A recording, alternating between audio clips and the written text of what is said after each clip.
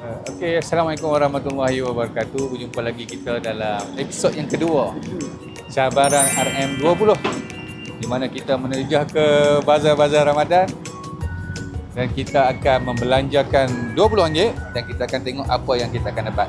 Untuk episod yang pertama, kita pergi ke bazar Taman Wiramagong.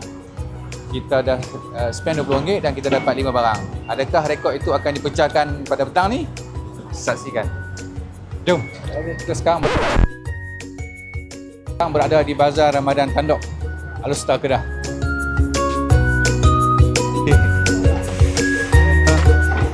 Yang pertama daripada RM20, teh ais. Teh ais hak mana? Mana-mana. Yang ni ada tinjau. Ada tinjau apa?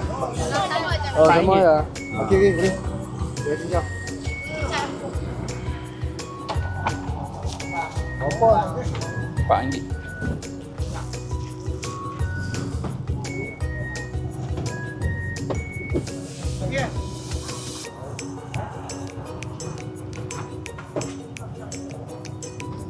Teh ais RM4 ada RM16 lagi.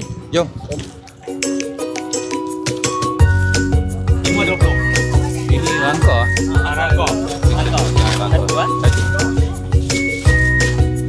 Berapa ringgit lagi ni? 5 sajalah.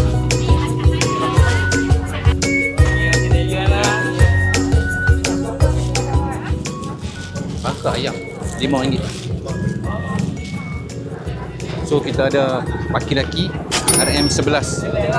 Baru dua barang. Kita berjalan ni, saya juga ingin menyeru kepada yang menonton video ini nanti untuk menyahut cabaran RM20 ni, dan jangan lupa tag TikTok Jabatan Penerangan Japan Kedah. Hashtag cabaran RM20. Kebab. Pak. Mana kebab? Pak. Okey. Pak. Daging. Satu.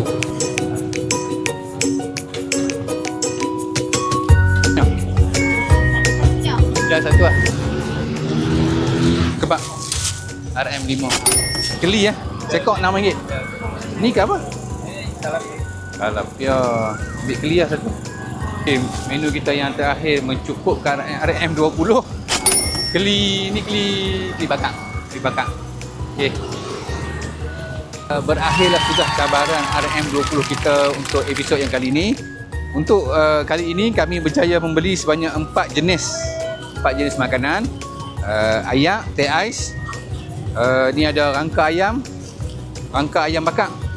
Ada keli bakar dan juga ada kebab daging.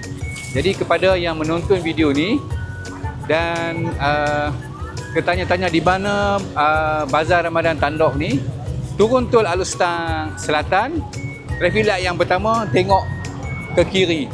Di situlah Bazar Ramadan Tandok ni. Jadi berkunjung ke Alustar, boleh singgah ke sini untuk membeli juadah berbuka anda. Sekian saja untuk kali ini. Jangan lupa sahut cabaran kami untuk cabaran RM20 di Bazar Ramadan di tempat anda.